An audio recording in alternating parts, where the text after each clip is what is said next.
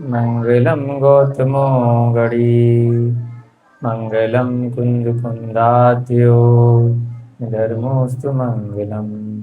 सर्वमंगलमांगल्यम सर्वकल्याणकारकम दानं सर्वधर्माणां जैनं जयतु शासनं जैनं जयतु शासनं जैनं जयतु शासनं।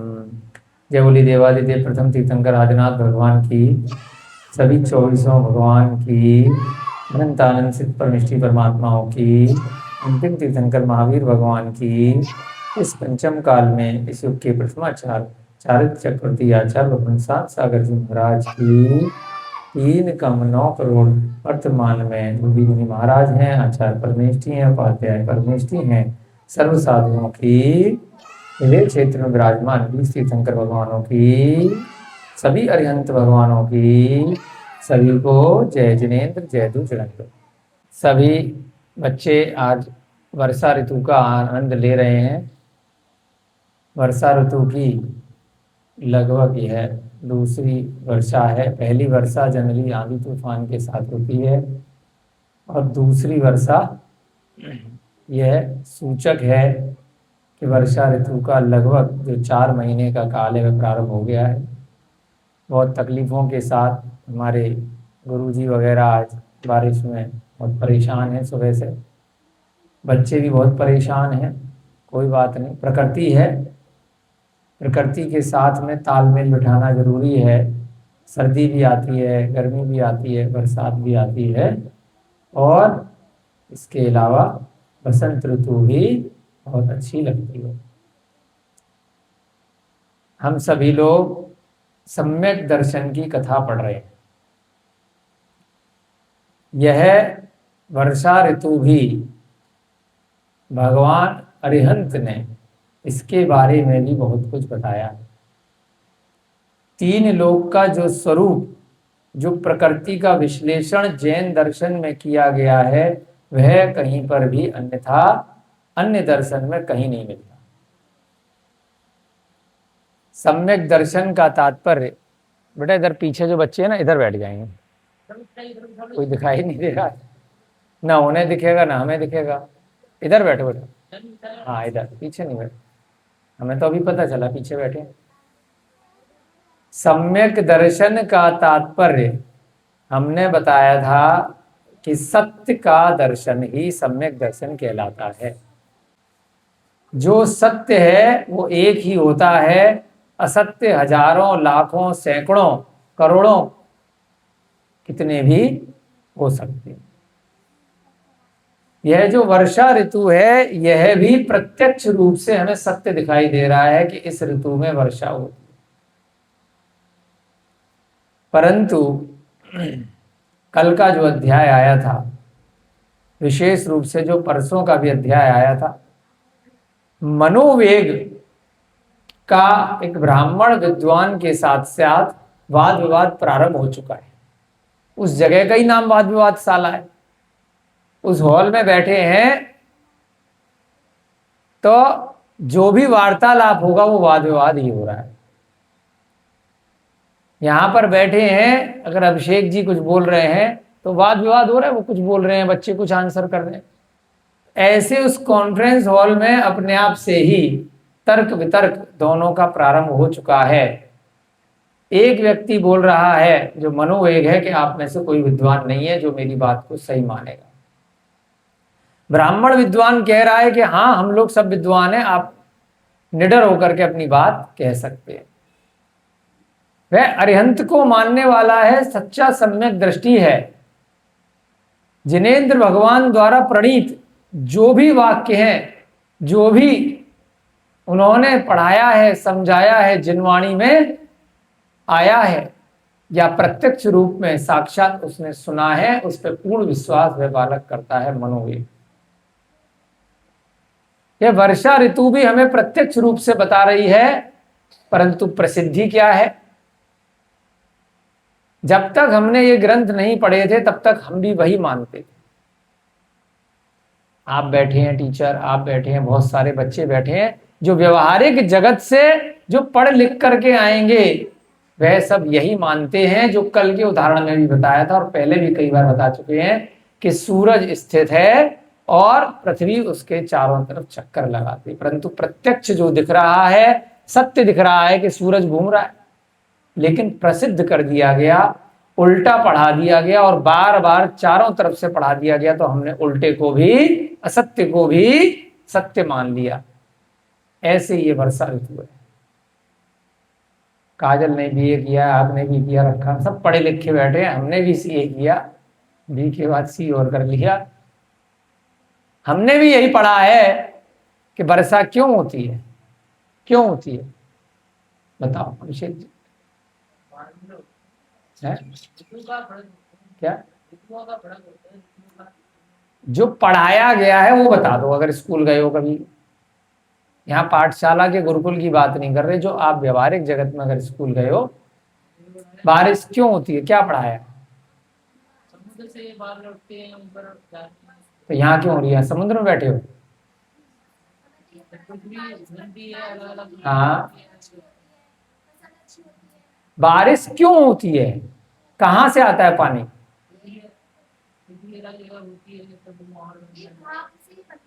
भाप से बनता है। तो आप अपने घर में जो खाना बनाते हैं, भाप से पानी ऊपर उड़ गया तो हमारे सुनी चाहिए। ऐसा पढ़ाया गया है, ऐसा किसी विद्वान को लगा, उसने उदाहरण बना लिया, वह प्रसिद्ध कर दिया। जैसे कि सूरज क्यों घूमता है, कई प्रश्न ऐसे होते हैं जिनका कोई उत्तर होता ही नहीं है। कुछ उदाहरण 2 4 5 देंगे आपको, आपको समझ में आ जाएगा। काजल दीदी, आपकी आत्मा क्यों आई इस जगत में? ये तो हमने बहुत बार बता दिया कि पिछले जन्म में भी कहीं थे, उसके बाद कर्मों की वजह से आ गए, लेकिन प्रारंभ कैसे हुआ और क्यों पैदा हुए, कोई उत्तर है? क्यों आई? पेन क्यों नहीं बने तुम? माइक क्यों नहीं बने? बताओ लोकेंद्र, कैमरा क्यों नहीं बने, कैमरे के आगे बैठे हो हैं? बताओ, ये पृथ्वी क्यों है? तो उत्तर है। सूर्य क्यों है? वो है केवल सम्यक दर्शन, सम्यक ज्ञान, जो वस्तु जैसी है उसको जानने की प्रक्रिया है कि ये वस्तु ऐसी है, उसका स्वभाव ऐसा है, बस। क्यों का कोई उत्तर नहीं होता है, वो व्यावहारिक जगत में जबरदस्ती बनाया जाता है, जिसके जो समझ में आ गया।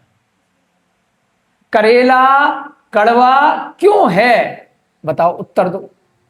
अनुराधा जी बनाती हो, उत्तर दो, करेला कड़वा क्यों है? हाँ। नीम कड़वी क्यों है? स्वभाव। गन्ना मीठा क्यों है? ईंट भारी क्यों है? बोलो। जल शीतल क्यों है? वस्तु स्वभाव धर्मा। बिल्कुल ठीक। तो सम्यक ज्ञान क्यों का उत्तर नहीं देता है। जैसा जिस वस्तु का स्वभाव है उसको हमें जानना है। वर्षा ऋतु में वर्षा होती है, ये स्वभाव है, क्यों का कोई उत्तर नहीं। वो जबरदस्ती भाप उठी, समुद्र से उठी, वो तो भाई इतनी गर्मी, सर्दी में भी बरसात हो रही है, तब कौन सी भाप उठ गई? वर्षा ऋतु में प्रतिदिन वर्षा हो रही है, तो कौन सी सारे इतने सालों की, मान लीजिए एक साल में 3 4 महीने बारिश है, तो 8 महीने की क्या भाप इकट्ठी हो गई? तो दिख क्यों नहीं रहे बादल?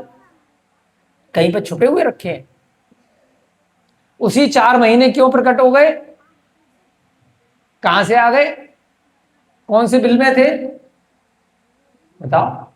आज बारिश होगी, कल भी होगी, परसों भी होगी, कई बार लगातार 10-10 दिन तक वर्षा हो रही है, तो कौन सी भाप उठ गई? बताइए।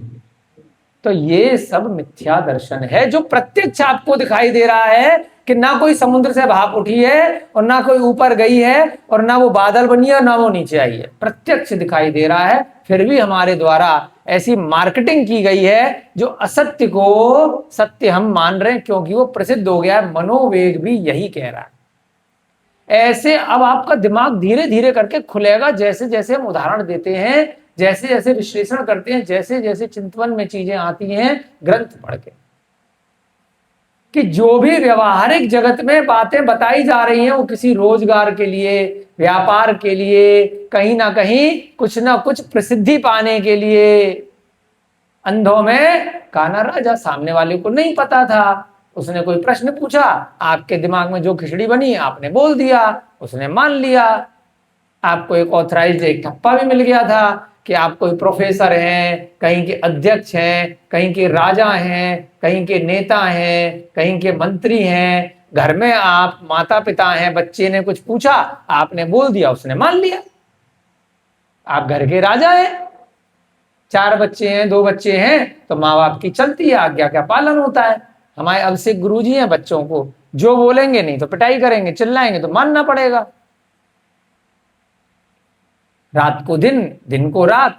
प्रत्यक्ष क्या है? दिन में दिन है और रात में रात है। लेकिन अगर आप किसे दबाव है किसी बच्चे का, किसी बड़े का, तो भाई दिन है, रात को बोलोगे डंडल, नहीं बोलेगा तो मार पड़ेगा।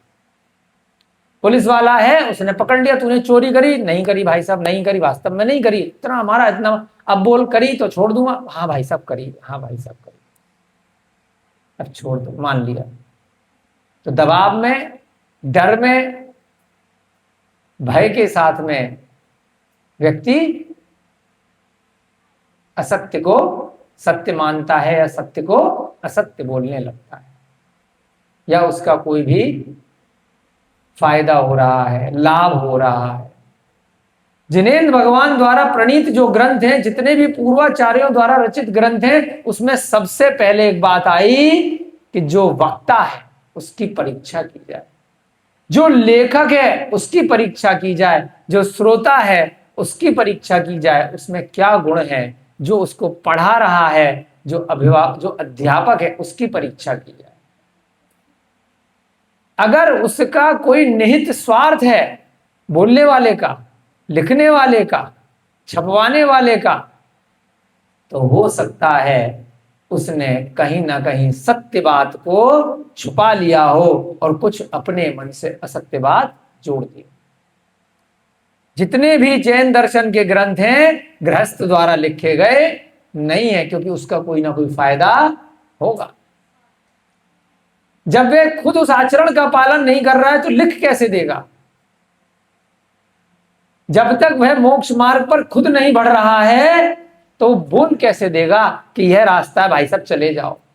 नदी के किनारे खड़े होकर के पूरा विश्वास है कि नाव यहां से लेके वहां तक ले जाएगी, दूसरों को बिठा रहा है, और जो उसमें जो नदी का चापू चलाने वाला, क्या बोलते हैं उसको, जो नाव चलाता है, नहीं, जो व्यक्ति चलाता है,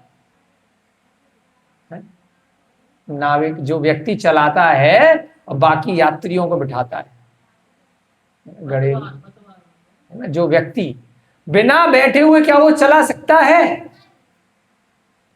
तुम बैठ जाओ, हम यहां से चला रहे, जाओ, क्योंकि हमें डाउट है, पता नहीं वहां जाएगी नहीं जाएगी।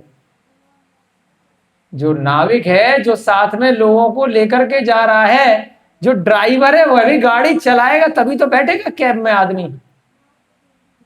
कह देगा भाई साहब मुझे नहीं मालूम, ये वहां पर जाएगी, आप बैठ जाओ। कभी ऐसा सुना है? सम्यक दर्शन, सम्यक ज्ञान और सम्यक चारित्र, कल भी आपको बताया था कि चारित्र लिया नहीं जाता, चारित्र अपने आप हो जाता है जैसे ही विश्वास होता है और जैसे ही दर्शन होता है विश्वास के साथ में। और विश्वास होगा कैसे? ज्ञान प्राप्त करने से। जो भी वस्तु दिख रही है उसमें आपको आज से प्रारंभ करके चिंतन करना है कि यह वस्तु ऐसी है तो इसका ये स्वभाव है या कोई और कारण है। अब कोई भी भैया जी हैं, मान लीजिए बाइक से आए, गाड़ी से आए, तो पेट्रोल डालने से गाड़ी चलती है ना? पानी से क्यों नहीं चलती? किसी ने प्रश्न पूछा, भाई पानी से क्यों नहीं चलती? पेट्रोल में क्योंकि करंट है। तो पेट्रोल को छुओ, लग रहा है क्या करंट? डीजल में करंट है, तेल डालने से दीपक जलता है। कितने उदाहरण ले लो आप, हमने ऐसी 5, 7, 10 जो हमारे अभी याद में आ रहे हैं। आप अपने मन से कुछ भी बोल सकते हो, कुछ भी सोच सकते हो कि तेल से ही दीपक क्यों जलता है, जल डालेंगे दीपक में तो क्यों नहीं जल रहा है भाई? जल डालने पे दीपक बुझ जाता है और तेल डालने पे दीपक जल जाता है। इससे पूछेंगे, कुछ भी बोलेगा ऐसा है जी, वो तेल से ही जलता है ये। इसका कोई उत्तर है क्या? है लोकेंद्र जी, सोच के देखो, इसका कोई उत्तर नहीं है। संसार में जितनी भी बातें हैं उनका कोई उत्तर नहीं है। उसी प्रकार से अब हम मुद्दे पे आते हैं कि जो सम्यक दर्शन, सम्यक ज्ञान, सम्यक चारित्र वाला मार्ग है, इससे मोक्ष होता है। क्यों होता है? नो उत्तर। यह स्वभाव है, यही मार्ग है। संसार में मधुबिंद खा करके और यहां घूमते रह करके मोक्ष नहीं होता है, यह स्वभाव है। बस बात खत्म, दी एंड। स्वभाव को समझना है, वस्तु के स्वभाव को, बस इसी को बोलते हैं पारिणामिक, कि परिणाम है ना। आपने छायोपशमिक, छायिक भाव जो होते हैं, और औपशमिक मिश्र भाव। छायोपशमिक को मिश्र बोला, छायिक औपशमिक, फिर अंत में आया पारिणामिक। स्वभाव है। उदाहरण आता है तत्वार्थ सूत्र में और अन्य ग्रंथों में, जैसे अरंडी का बीज है, खोल रहे हैं तो उछल रहा है ऊपर, स्वभाव है। मिट्टी वाले ताऊ चाक चला रहे हैं, डंडा हटा दिया तो अपने आप घूम रहा है, उसका घूमने का अपने आप स्वभाव है। ऐसे ही अब मुद्दे पे आते हैं, आत्मा का स्वभाव है ऊर्ध्वगमन। क्या स्वभाव है? क्यों है? नोत्तर। आत्मा का स्वभाव क्या है? ऊर्ध्वगमन। ऊर्ध्व माने ऊपर। जैसे ही आत्मा कर्मों से रहित होती है, वह ऊपर की तरफ जाती है, जैसे कि वह बीज खुलते ही फटाक से ऊपर की तरफ जाता है। तुम्बी का जो आपके यहाँ तोरई लग रही है ना, यहाँ पे सूखी हुई, जब तक तोरई उस पे लगी हुई है, जब तक मिट्टी उस पे लगी हुई है, पानी में डालोगे तो नीचे चली जाएगी। तुम भी बोलते हैं लौकी या तोरई का जो सूख जाता है। और जैसे ही वो झावा जो होता है ना, जिससे आपका साफ भी करते हैं, बहुत सारे लटक रहे, जैसे ही वह झावा बन जाता है, उस पर से मिट्टी तोरई हट जाती है, उसको पानी में डालेंगे तो वो ऊपर आएगी, तैरेगी। मृत्यु होने के बाद मनुष्य की, जानवर की लाश ऊपर आ जाती। क्यों आ जाती है भाई? स्वभाव। जब तक आदमी में सांस है, जब तक आदमी में आत्मा है, वो डूब जाएगी। स्वभाव है। भारी चीज नीचे जाएगी, हल्की चीज ऊपर जाएगी। क्यों जाएगी? स्वभाव है। यही बात यहां पर वर्षा ऋतु से आपको लिंक करी गई है कि वर्षा ऋतु में बादलों से वर्षा होती है, यह स्वभाव है। सूर्य सुमेरु पर्वत के चक्कर काटता, भाई क्यों काटता है? स्वभाव है। सारे की सारे तारे, ज्योतिष विमान, ये सभी भी मिलकर के सुमेरु पर्वत के चक्कर काटते हैं। क्यों काटते हैं? स्वभाव है। फिर ध्रुव तारा क्यों नहीं काटता है? स्वभाव है कि वो स्थिर रहता है। ढाई दीप के बाहर जितने भी तारे हैं, जितने भी ग्रह हैं, जितने भी ज्योतिष विमान हैं, जितने भी राहु केतु के विमान हैं, जितने भी नक्षत्र हैं, वे सब सुमेरु की परिक्रमा नहीं करते, सारे की सारे स्थित रहते हैं। स्वभाव है। क्या कारण? कोई कारण नहीं है ना, कोई भी कारण नहीं है। कर्मों के कारण से केवल जितने भी जीव राशि है, जितने भी जीव द्रव्य हैं इस 343 घन राजू में, इस 3 लोक में, वो कर्मों के वशीभूत होकर के शरीर ग्रहण करते हैं। कोई औदारिक शरीर ग्रहण करता है, कोई वैक्रियक शरीर ग्रहण करता है, कोई कार्मण शरीर ग्रहण करता है, कोई तेजस शरीर ग्रहण करता है, कोई आहारक शरीर ग्रहण करता है। परंतु यह स्वभाव है। जैसे ही क्रोध करेंगे यह कर्म वर्गणाएं आकर के चिपक जाएंगी। क्यों चिपक गई? स्वभाव है। क्यों कर्मों का उदय आया? स्वभाव है। जन्म जरा मृत्यु होगी हर जीव की जो संसारी अवस्था में है, स्वभाव है। सिद्ध भगवान जाकर के सिद्धिशिला पे क्यों बैठ जाएंगे? स्वभाव है। ये सब स्वरूप है, उसको जानना सम्यक दर्शन है, जो अरिहंत भगवान ने बताया है। इस संसार के स्वरूप को देखो, जानो, सुनो और उसको मानो। आत्म दृष्टा ज्ञाता, है ना? अपनी आत्मा में दृष्टि करो, जानो और देखो। ज्ञाता दृष्टा आत्म राम। ज्ञाता माने जानो, दृष्टा माने देखो, आत्मा अरे मेरे को किसी से कोई मतलब नहीं है। ये सारे की सारे संसार में सब स्वभाव है। कई बार बार बार याद आता है कि मिथ्या दर्शन में अवतारवाद आया है। यदा यदा ही धर्मस्य, जब जब धर्म की हानि होगी तो मैं आऊंगा और यहाँ के पाप को दूर करके वापस चला जाऊंगा। अरिहंत भगवान कहते हैं मैं नहीं आऊंगा। जो पाप कर रहा है उसका स्वभाव है, जो पुण्य कर रहा है उसका स्वभाव है। जो जैसी वस्तु है वो वैसी है। मैं देखूंगा, जानूंगा और अपना देखूंगा। भैया मैं मस्त बैठा हूं सिद्धिशिला पर, मुझे क्या मतलब है कौन पाप कर रहा है, कोई पुण्य कर रहा है, मैं क्यों आकर के ठीक करूंगा? मेरे को किसी से कोई लेना देना नहीं है। जैसा जिसको करना है वो वैसा करे, वैसा जाने, वैसा। हम तो अपने में खुश हैं, हम तो अपने में प्रसन्न हैं। तो मनोवेग वहां पर ब्राह्मण विद्वानों को यही सम्यक दर्शन बताने के लिए पहुंचा है कि आप लोगों में से कोई विद्वान नहीं है। वहां पर 10 प्रकार के मूर्खों का उसने बात करी है। आज हम देखेंगे क्यों करी है, क्या कारण था। रक्त दिष्ट मनोमूढ़ व्युत ग्राही पित्त दूषित चूत छीत अगुरु चंदन और बालिश, ये 10 मूर्ख जानने चाहिए। ये मूर्ख पशुओं के समान पूर्व अपर विचार से रहित होते हैं। वे यदि आप लोगों के बीच में हैं तो मैं कुछ कहने के लिए डरता हूं। ये कुछ शब्द बताए हैं उसने, तो उनसे मिलते जुलते कैटेगरी के लोग वहां पर होंगे। अब इनका हम विश्लेषण आज पढ़ेंगे। ये 10 प्रकार के मूर्खों के जो कल नाम आए थे, यह लोग पशुओं के समान होते हैं। पशु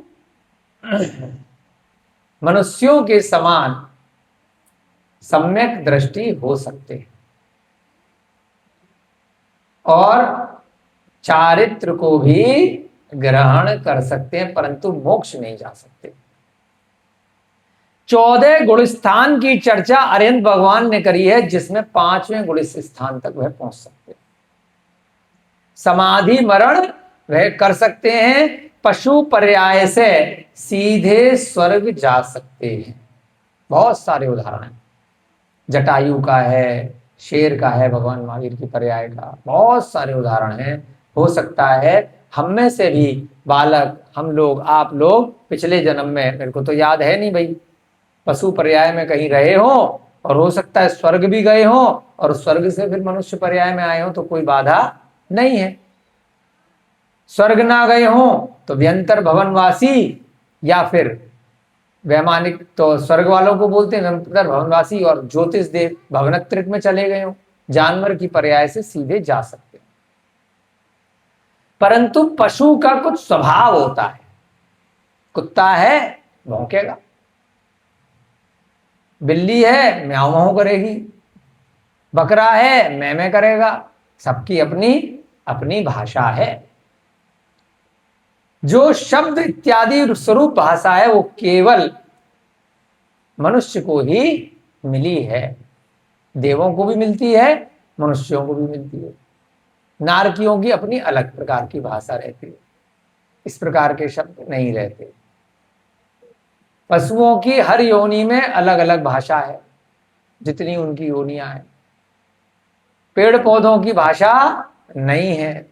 10 प्राण होते हैं, उसमें जो भाषा शब्द है, यह भी मनुष्यों को एक बोनस स्वरूप मिलता है कि हम कुछ भी सुन करके समझ करके अपनी इंद्रियों के माध्यम से जीभ, तालु, ओष्ठ, है ना, ये ऊपर की तालु होती है, दंत, दांतों से हम बोलते हैं, फिर होठ से बोलते, ओष्ठ से, तालु से बोलते हैं, जिह्वा कहाँ लग रही है, जीभ कहाँ लग रही है, उससे बोलते हैं, फिर कंठ, कंठ से आ आवाज निकलती है। तो 5, इसके अलावा भी बहुत सारे तरीकों से मिक्स करके जो छत्र, ये संधि वाले जो संयुक्त अक्षर होते हैं वो भी बनते हैं।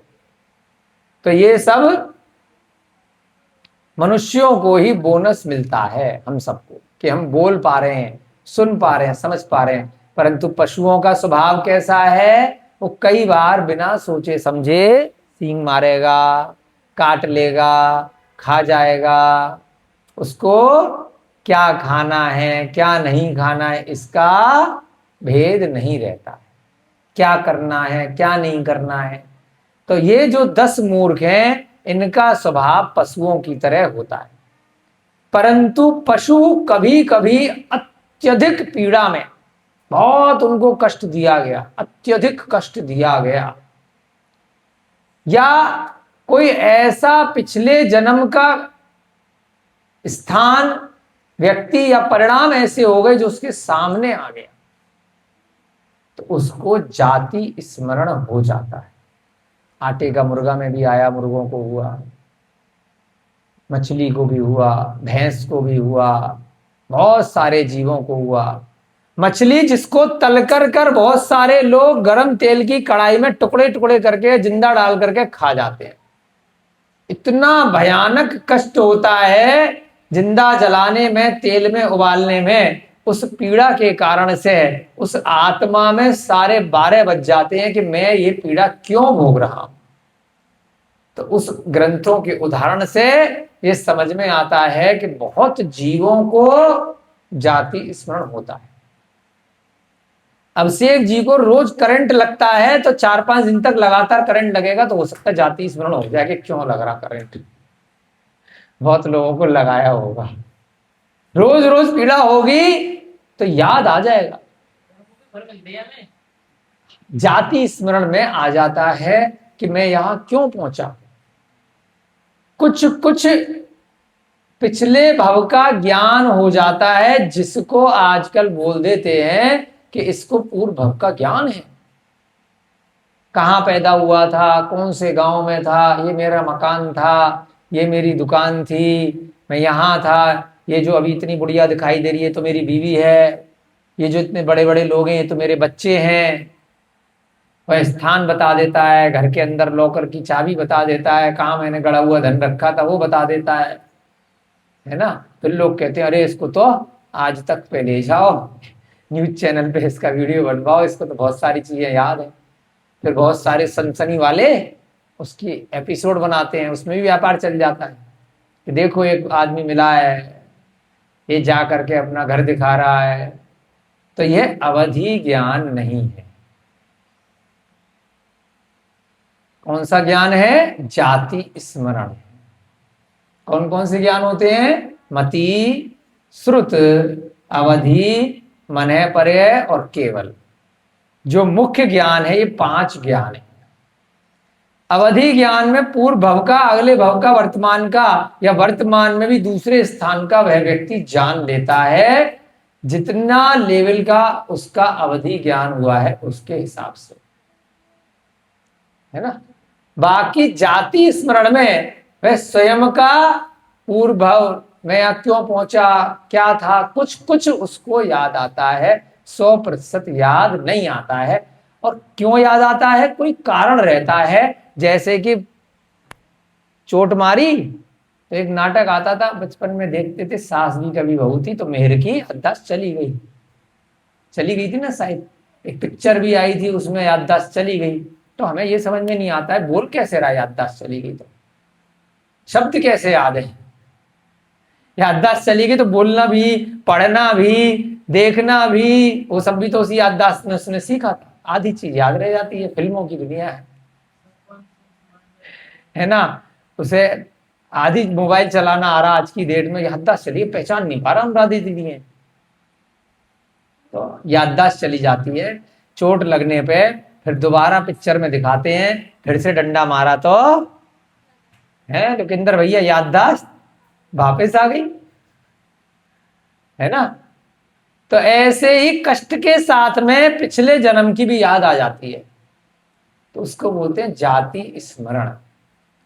तो यहां पर भी कहा है कि पशुओं के समान पूर्व अपर का विचार करने वाले नहीं होते जो मूर्ख होते, परंतु कुछ कुछ पशु, कुछ एक्सेप्शन होते हैं, कुछ विशेष होते हैं। साधारण तौर पर यह बात हो रही है, असाधारण तौर पर जैसे कि यहां पर हमारे अनुराधा जी कितनी विद्वान है, बाकी सब साधारण, तो कोई कोई विद्वान होता है, असाधारण होता है, अनकॉमन होता है, कोई कोई एवरेज होता है, जो ज्यादातर लोग होते हैं। इसी प्रकार से यहां पर जब यह वाक्य आया तो हमने आपको बता दिया कि सभी पशु बदमाश नहीं होते, सभी पशु ऐसे नहीं होते जिन पशुओं को मूर्ख कहा गया है। अगर पशु बदमाश होते तो हाथी की पर्याय से निकल करके पार्श्वनाथ का जीव नहीं बनता, सांप की पर्याय से निकल करके धरणेन्द्र पद्मावती नहीं बनता, बैल की पर्याय से निकल करके राजा का बेटा नहीं बनता, और अगले जन्म में सुग्रीव नहीं बनता। वह पशु अंत समय में समाधि मरण के भी योग्य होते हैं, कुछ होते हैं, सभी नहीं होते। एक्सेप्शन हमेशा कहीं ना कहीं होता है। यहां मनोवेग साधारण पशुओं की बात कर रहा है, वे यदि आप लोगों के बीच में हैं तो मैं कुछ भी कहने से डरता हूं। ये जो 10 प्रकार के मूर्ख हैं, ये पशुओं के समान होते हैं। आपकी भीड़ में अगर कोई भी हुआ और मैंने कुछ बोल दिया और इनको बुरा लग गया तो धका पेल मुझे दे मेरा तो बैंड बजा करके लंबलोट कर देंगे, जैसे 16 मुक्के मार करके उस मधुकर का किया था। मनुष्यों और पशुओं में केवल यही भेद है कि प्रथम अर्थात मनुष्य तो सब कुछ विचार करते हैं, किंतु दूसरे कुछ भी विचार नहीं करते। अधिकतर मनुष्य संवेदनशील होते हैं, विचारवान होते हैं, ऐसे ही अधिकतर पशु मूर्ख होते हैं, उल्टे होते हैं। परंतु इन मनुष्यों में कुछ एक्सेप्शन होते हैं जो दुष्ट होते हैं, जो बिना विचार किए गालियां देना शुरू कर देते हैं, मारना शुरू कर देते हैं, सामने कोई भी दिखाई दिया उसको अपना दुश्मन मान लिया, हिंसा आदि प्रवृत्ति में लिप्त रहते हैं। वो कौन होते हैं? 1-आधा%, सारे नहीं होते, है ना। तो साधारण तौर पे इसने क्या कहा है कि मनुष्यों और पशुओं में क्या भेद है, डिफरेंस क्या है, कि ज्यादातर मनुष्य विचार करते हैं और पशुओं में क्या है, ज्यादातर पशु विचार नहीं करते। Exception always there. मनुष्यों में कुछ पशु के समान होते हैं जिनसे अपने को बच के चलना है, माथा पच्ची नहीं करनी है, उनसे भिड़ोगे तो अपने ही सर पिटवाओगे, बच के निकल लो। ऐसे ही ज्यादातर पशु विचारशील नहीं होते, पशुओं से भिड़ोगे तो अपना ही नुकसान करोगे। लेकिन अगर आपने घर में पाल रखा है, डिक्सी की तरह से अच्छे से रख रहे हो, तो आपको पता चल गया विचारशील है, परेशान नहीं करेगी। घर का कोई पालतू पशु है, लोगों के घर में कुत्ता होता है, तोता हो, अलग अलग पक्षी होते हैं, किसी भी प्रकार से किसी की रक्षा करी, आपके साथ घुल मिल गया, वो आपको नुकसान नहीं पहुंचा रहा है, तो आम पशुओं की तरह नहीं है। जो भव्य मनुष्य पूर्व अपर विचार, पूर्व माने पहले का, अपर माने बाद का, पूर्व अपर विचार के ज्ञाता, राग द्वेष से रहित, धर्म के अभिलाषी तथा पक्षपात से रहित होते हैं, वे ही सभ्य सदस्य सभा में बैठने के योग्य कहे गए हैं। जो भव्य मनुष्य पूर्व अपर विचार के ज्ञाता, किसी को मारेंगे बंदूक निकाल करके ढां, बाद का सोचेंगे कि मेरी 1 मिनट की शांति और 20 साल थाने में है। ये क्या बोलते हैं? अपर। अपर माने बाद में। आत्महत्या कर ली, बीवी से लड़ाई हुई, निपटा दिया, जहर खुद खा लिया है, खिला दिया, छत से फेंक दिया। बहुत सारे जो हिंसा की प्रवृत्तियां जितनी भी हैं, क्रोध किया, जोर जोर से चिल्लाया, गालियां दी, मारा पीटा, चोरी करी, कोई चीज पसंद आई चोरी कर ली, दूसरे का धन, कोई भी पाप की क्रिया करे, क्या है? क्षणिक है। अपर यानी कि बाद का विचार नहीं किया है कि इसका बाद में क्या परिणाम होगा।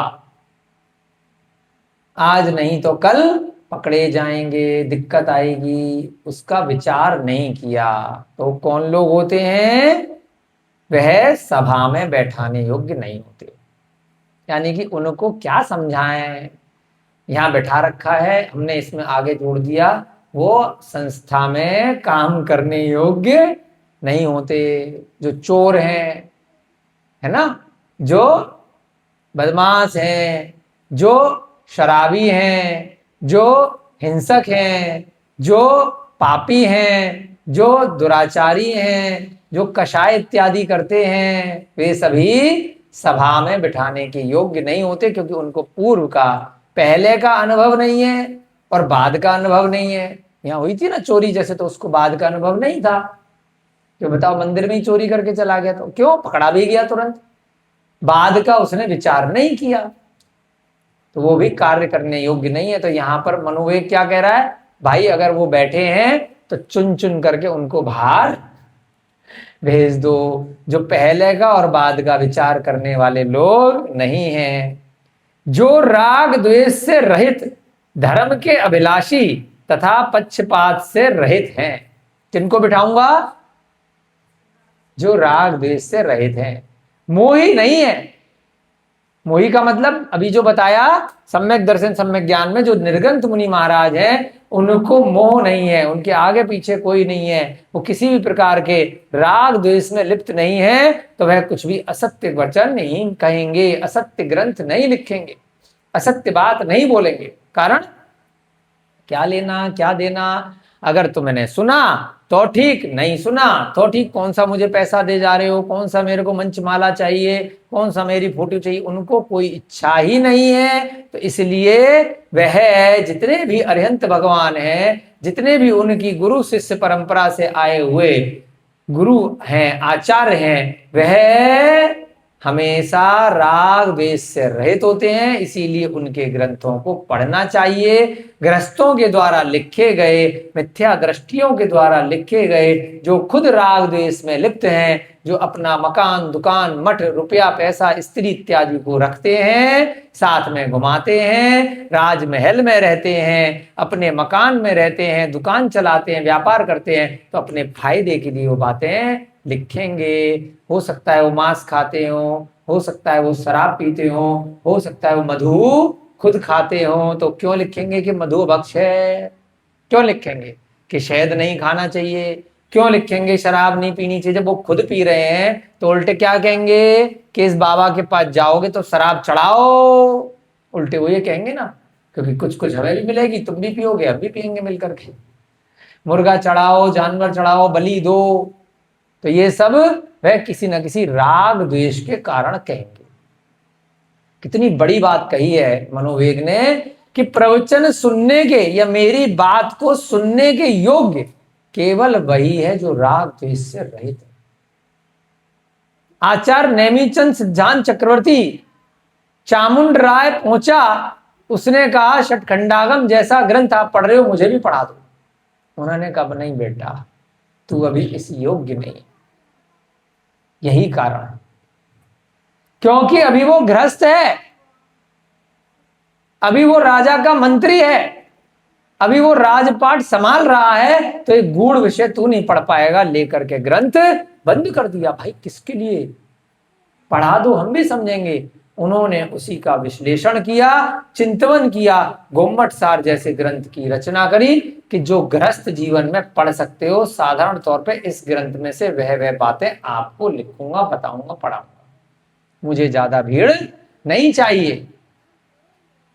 खंडागम ग्रंथ मना कर दिया कि गृहस्थ लोग ज्यादा दिमाग मत लगाओ, केवल तब लगाओ जब आप मोक्ष मार्ग पर बढ़ने लगे हो, चारित्र का धारण करने लगे हो। जब तक मोक्ष मार्ग पर पूरा श्रद्धान नहीं है, सम्यक ज्ञान नहीं है, और एक देश व्रत भी नहीं लिए हैं, यानी कि बचना शुरू नहीं किया, कल वाले सांप के उदाहरण से, सांप है उसको रस्सी ही मान रहे हो, तब तक भैया तुम कैसे विश्वास करोगे? फिर उसको तुम विपरीत समझने लगोगे। घर में रह करके अगर आप मोक्ष मार्ग दूसरों को बताओगे तो कुछ ना कुछ डराओगे। नदी के कोने पे खड़े होकर के अगर आप नाव में दूसरे को बिठाओगे बिना खुद बैठे हुए, तो डरोगे। अरे भाई करंट है, तू छू ले, मैं नहीं छूंगा क्योंकि मुझे डर लगता है। जो एक आपने चोर का उदाहरण सुना, अंजन चोर का, उसको खुद विश्वास नहीं है। जो सेठ जी हैं, सेट्टी वचन प्रमाणम, कि तलवार नीचे लटकी हुई है, नंगी तलवार, ऊपर से झीका है, और उसको काटने पे नमोकार मंत्र इतनी बार पढ़ के देव आ जाएंगे, तेरे को आकाशगामी विद्या सिद्ध हो जाएगी। सुना है, समझा है, लेकिन डाउट है, शंका है, बहुत कोशिश कर रहा है, कितनी कितनी बार चढ़ता है, उतरता है, चढ़ता है, उतरता है, चढ़ता है, उधर अंजन चोर हार चोरी करके भागता हुआ आ रहा है, पीछे कोतवाल है, यहाँ तलवार लटकी है। वहां जाकर के पूछता है क्या मामला है? वो कहता है भाई मेरे को तो डाउट है, ऐसा है कि ऐसे ऐसे मेरे को बताया गया था, तू कर ले, तेरी मर्जी, मैं तो नहीं कर रहा भैया, मर गया तो। उन्होंने कहा कोई बात नहीं, इधर भी मौत है, इधर भी मौत है, यहाँ चांस है 50-50% का, वहां तो प्रत्यक्ष है, वहां तो 100% है। तलवारें ले लेकर के भाग रहे मेरे पीछे, मैं चोरी करके आया हूं। वहां प्रत्यक्ष मौत है, यहां पर चांस है। लेकिन ध्यान आया कि यार वो वाले सेठ जी ने, सुदर्शन सेठ ने इसको बोला है, वो झूठ नहीं बोलते, वो सम्यक दृष्टि है, झूठ नहीं बोलते। ये बोल रहा है, जा रहा है, वो चला गया और उसको तलवार और झीका में बिठा गया, उसने धाए काटा, और इतने दिन की तपस्या जो दूसरे व्यक्ति की थी उसका फल चोर को, तुरंत आ गए देव, मोक्ष चला गया। क्यों? जो उदाहरण है ग्रस्त था, डाउट था, राग द्वेष से सहित था, इसलिए उसे डाउट था कि पता नहीं सही है कि गलत है, सही है कि गलत है। यहां क्या कहा कि सच्चे देव सास गुरु पर श्रद्धान करो, जो होगा देखी जाएगी, चक्कर में मत पड़ो। दूसरों को नाव में बिठाने से पहले खुद बैठ जाओ, देख करके आ जाओ, और साथ साथ ले जाओ अपने परिवारी जनों को कि यहां से हम बच करके जा रहे हैं, तुम भी साथ में चलो। यह नाव इस संसार समुद्र से पार लगा देगी। तीर्थंकर इस समुद्र में सेतु का निर्माण करते हैं, पुल का निर्माण करते हैं, इसलिए उनको बोलते हैं तीर्थंकर, जो तीर्थ की प्रवृत्ति कराते हैं, जो संसार समुद्र से पार लगाने के लिए पुल बनाते हैं, सेतु बनाते हैं, नाव देते हैं, पानी का जहाज प्रदान करते हैं। चाहे नाव में बैठ जाओ, चाहे जहाज में बैठ जाओ, चाहे सोच लो अभिषेक भैया जी की तरह तैरना सिखाते हैं। अगर नाव इत्यादि नहीं दी तो तैर करके चले जाओ। अभिषेक भैया जी सिखाते हैं ना आप लोगों को, स्विमिंग पूल में ले जा करके, है ध्यान लगाते हैं पानी में। तो ऐसे ही तीर्थंकर क्या करते हैं, इस संसार समुद्र में, उस समुद्र में डूबोगे नहीं, उसको सिखाते हैं।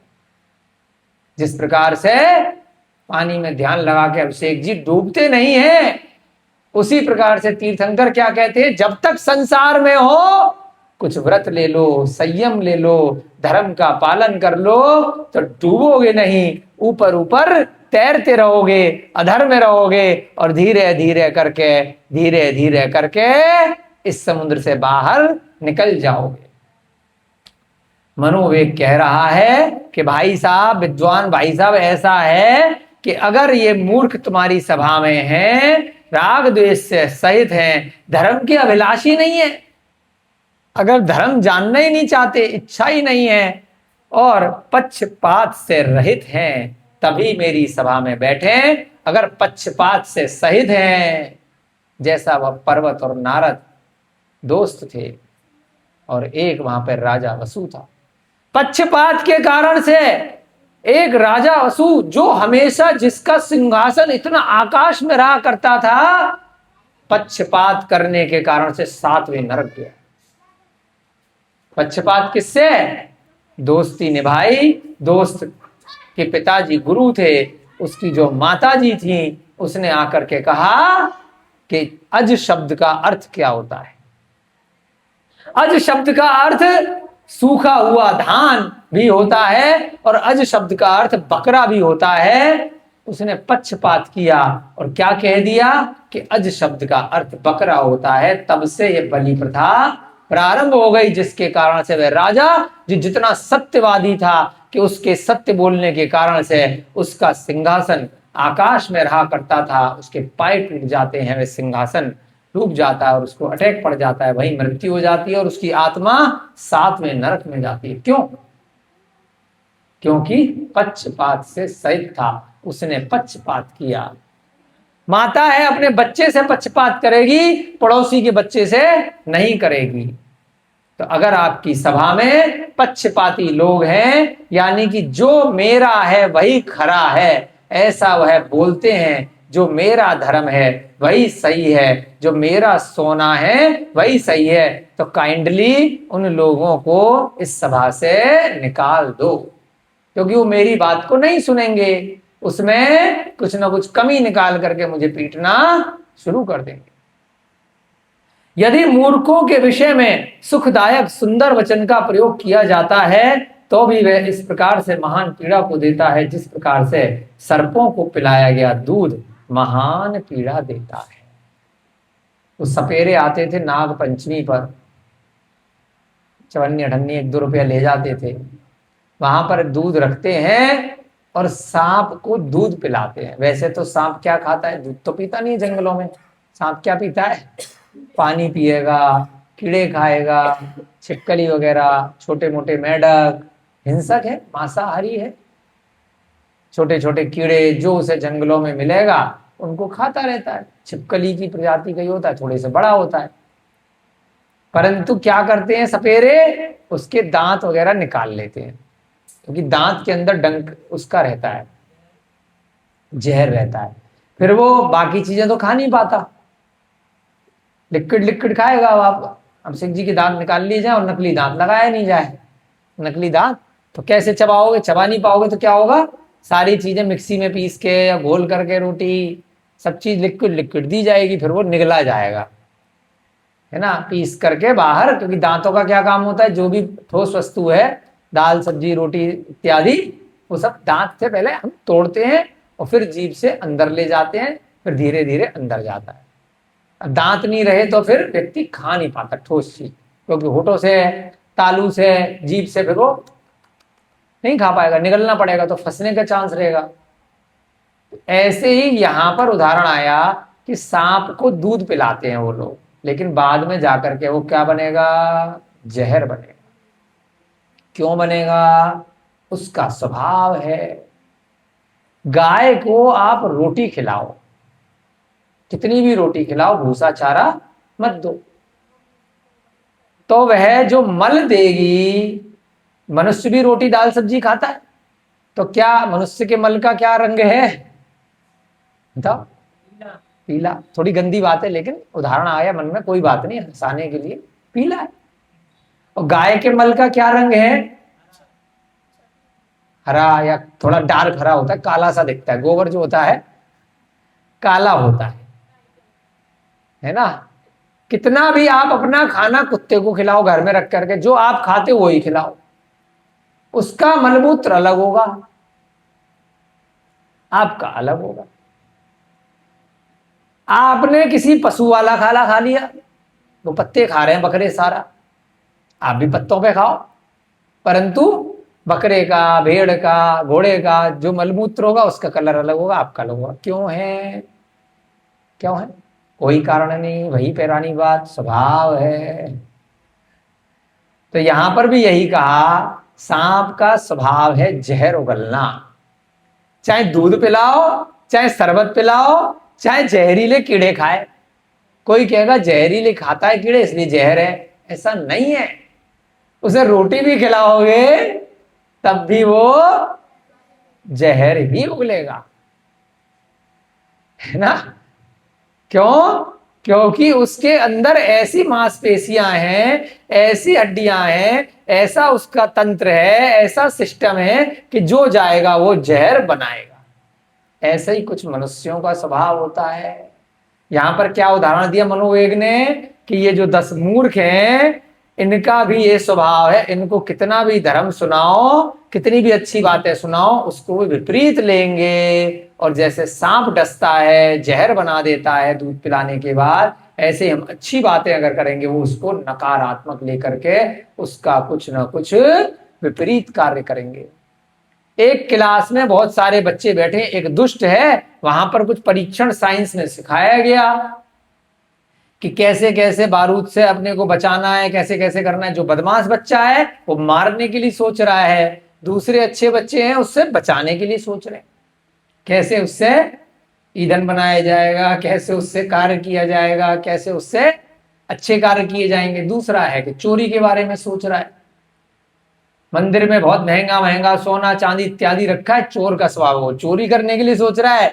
और जो पुण्यशाली है, मैं कैसे दान करूं, कैसे मैं स्वर्ण की चीजें लेकर के आऊं, कैसे चांदी की लाऊं, कैसे भगवान पे छत्र लगाऊं, कैसे अष्टप्रात्यार लाऊं, कैसे मैं पंचमेरु लाऊं, कैसे मैं बहुत सुंदर सुंदर भगवान के मंदिर में द्रव्य लेकर के आऊं। 2 प्रकार के जीव है, एक दुष्ट है और एक संतुष्ट है, एक विद्वान है, एक धार्मिक प्रवृत्ति का व्यक्ति है। तो हमारी सभा में केवल भाई साहब धार्मिक लोगों को बिठाओ, किसने कहा? मनोवेग ने कहा। इन दुष्ट लोगों को यहां से निकालो। यदि मूर्खों के विषय में सुखदायक सुंदर वचन का भी प्रयोग किया जाता है तो भी वे इस प्रकार से महान पीड़ा देते हैं जिस प्रकार से सांप दूध पिलाने के बाद जहर देता है, पीड़ा देता है। बहुत अच्छे अच्छे शब्द बोले, बहुत बढ़िया ज्ञान की बातें बोली, किसको? दुष्टों को, मूर्खों को। लेकिन बाद में क्या करेंगे? तुम्हारी सारी एनर्जी, सारा समय, सारा रुपया पैसा सब बर्बाद कर देंगे और बाद में उस चीज को सीख करके आपका अधिक नुकसान करेंगे। ये मैं नहीं कह रहा हूं, यह ग्रंथ में आया है, तो ध्यान रखिएगा। इसीलिए हो सकता है बड़े बड़े ग्रंथ आचार्यों ने, अरिहंत भगवान ने तंत्र मंत्र के सारे ग्रंथ लिखे। हमें भी 2-4 ग्रंथ देखने, सुनने को, पढ़ने को मिले, लेकिन कैसे मिले? जब पूर्व विश्वास हो गया, इसका दुरुपयोग नहीं होगा। उन ग्रंथों से छोटी छोटी सी बातें, अरे इससे हम वशीकरण कर सकते हैं, इससे हम इस पे भूत चढ़ा सकते हैं, इससे हम इस व्यक्ति को कब्जा कर सकते हैं, इससे हमारी शादी हो जाएगी, इससे हमारी नौकरी लग जाएगी, इससे हम उसको मार देंगे। बहुत सारे उदाहरण आपने सुने होंगे। सुई चुबोधी, पुतला बना लिया, है ना, बलि दे करके उसके नाम का वो कर दिया, वो मर जाएगा। नींबू रख दिया रास्ते में, टोना टोटका सुनते हैं ना, सब लोग सुनते हैं, कहीं ना कहीं बच्चे भी, कहीं ना कहीं गांवों में बहुत होता है, शहरों में भी होता है, सब जगह होता है, पूरी दुनिया में होता है। अलग अलग रूप, अलग अलग नाम, दुरुपयोग है। ये सब कहां पर आए? अपने ग्रंथों में सब आया है ना।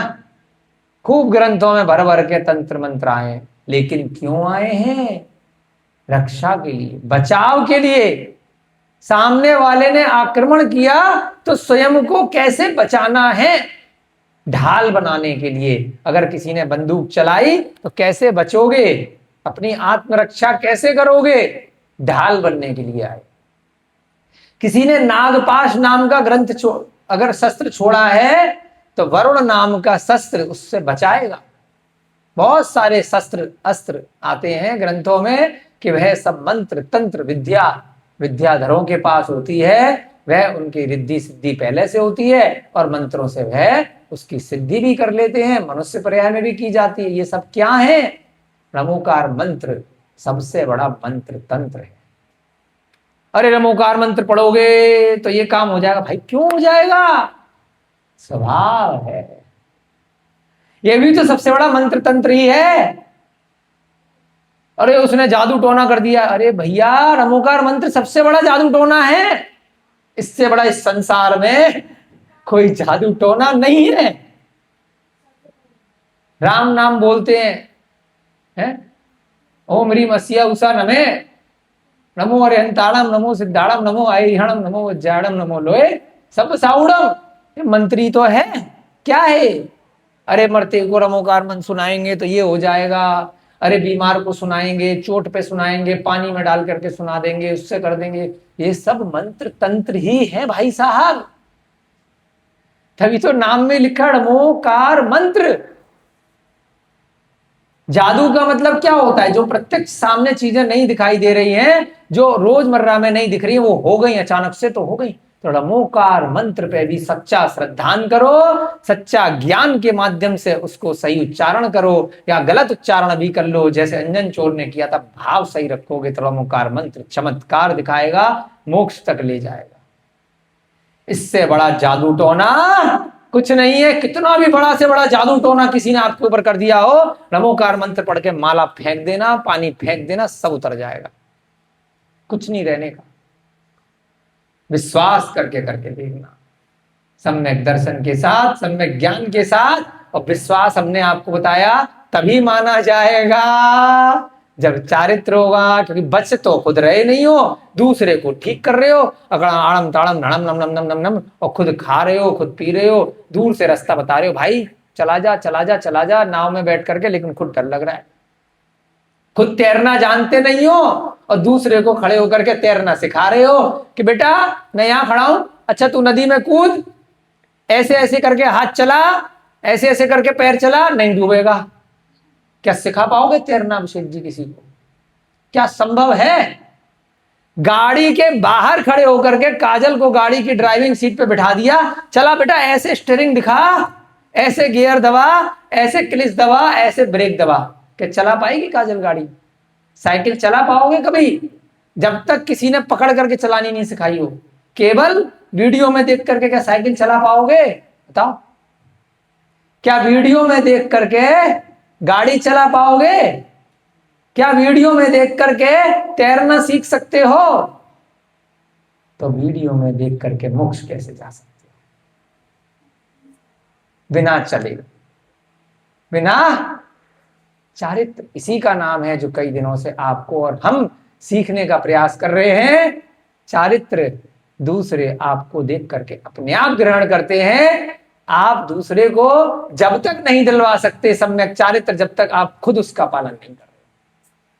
कोई भी मुनि महाराज दूसरे को मुनि महाराज तभी बना सकते हैं जब वो खुद पालन कर रहे हैं। कोई भी गृहस्थ जीव दूसरे को मुनि महाराज नहीं बना सकता।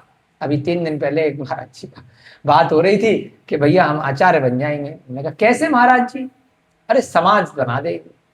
उनने नहीं बनाया, उनने नहीं बनाया। समझाया महाराज जी पंचम काल है, ठीक है, अभी कोई महाराज चले थोड़ी गए यहाँ पे आचार्य, ग्रंथों में तो ऐसा नहीं आया। तो गृहस्थ व्यक्ति आपको मुनि महाराज कैसे बना देगा जब वो खुद नहीं चल रहा उस मार्ग पे?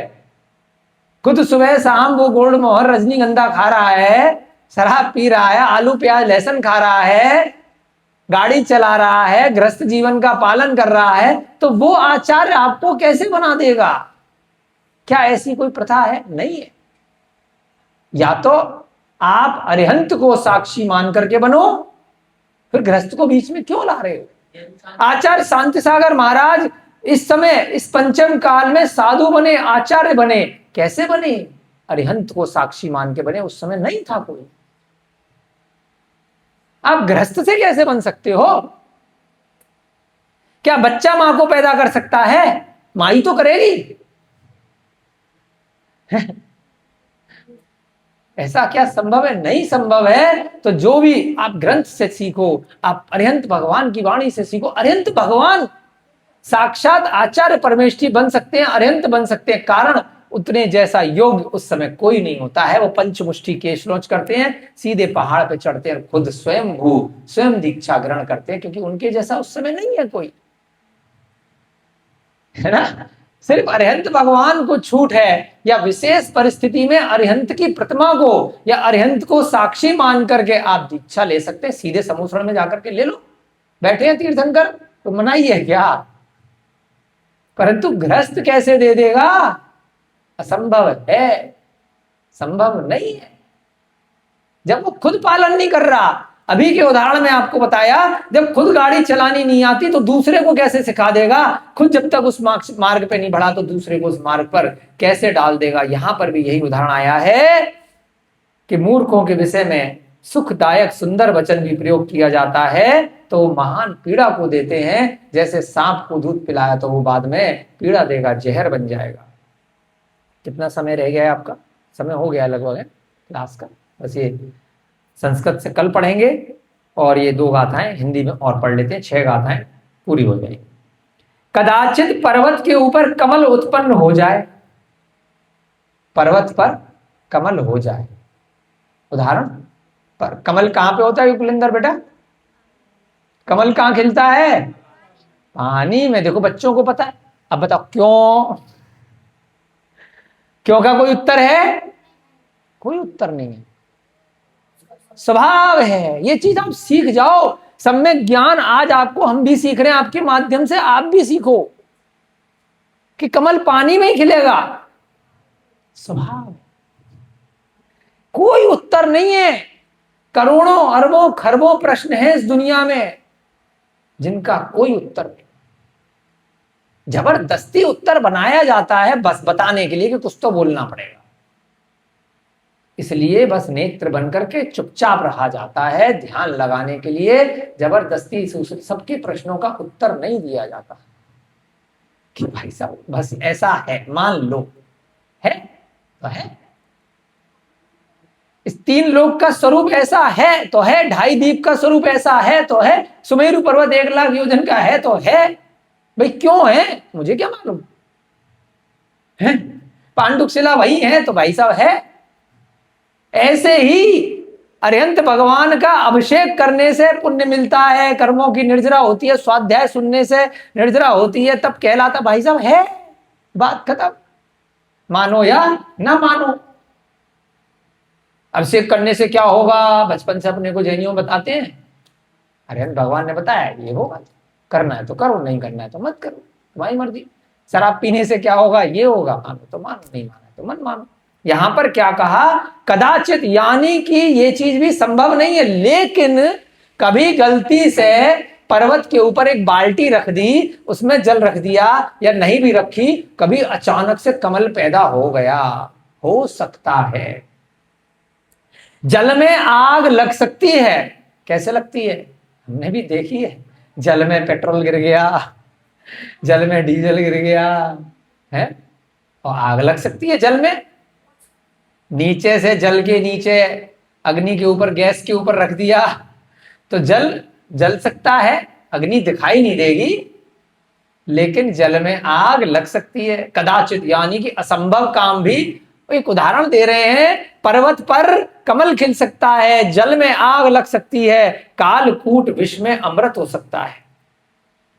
कालकूट जहर के अंदर अमृत हो सकता है। मीराबाई का उदाहरण आता है ना कि जहर दिया लेकिन उसके भाव के कारण से अमृत बन गया।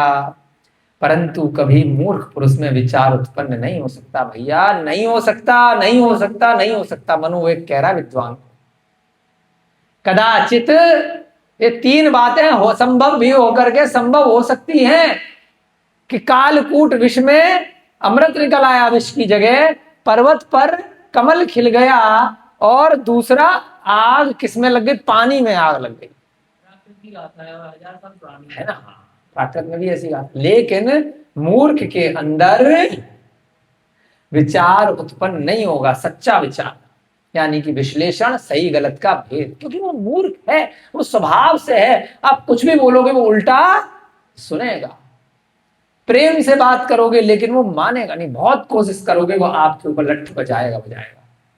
हे सत्पुरुष, वे रक्त आदि 10 प्रकार के मूर्ख कैसे होते, हमारे भी समझ में नहीं आए थे, कल ऊपर से निकल गए थे, हमने आपको बोल दिया जबरदस्ती। हम आपको बोले भैया हमें नहीं है, हमने नहीं पढ़ा। हम एक चीज आपको बता रहे हैं, ये ग्रंथ जो हम पढ़ रहे हैं पहले से घर से पढ़ के नहीं आ रहे, क्योंकि फिर वो मजा खत्म हो जाएगा।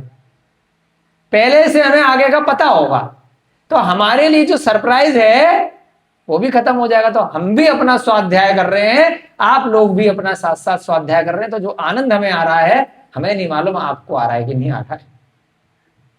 हम एक भी लाइन पहले से पढ़ के नहीं आते हैं, तो इसलिए कल हमने आपको बता दिया था रक्त आदि जो 10 मूर्ख बताए थे, हमें नहीं मालूम है कि क्या है। हो सकता है आगे बताए जाएंगे, कल की कक्षा में बताए जाएंगे। अभी उस विद्वान ने मनोवेग से पूछ लिया कि भाई साहब मेरे भी ये 10 मूर्ख ऊपर से निकल गए। आपने अभी 2 मिनट पहले जो 10 मूर्ख बताए रक्त आदि, वह कौन होते हैं, कैसे होते हैं, इस प्रकार और उस ब्राह्मण के पूछने पर मनोवेग विद्याधर ने उक्त रक्त व दुष्ट आदि मूर्ख पुरुषों की चेष्टा स्वरूप को कहना प्रारंभ किया कि ये जो 10 प्रकार के मूर्ख हैं एक एक करके बताएंगे कि भाई साहब कौन होते हैं। नाम दोबारा से पढ़ लें एक बार। रक्त दुष्ट मनोमूढ़, युद्धग्राही, पित्त दूषित, चूत, क्षीर, अगुरु, चंदन और बालिश, ये 10 मूर्ख हैं। इनका स्वरूप कल की कक्षा में सीखेंगे। और आज हमने बहुत अच्छा विश्लेषण किया, वस्तु स्वभावो धम्मो, है ना।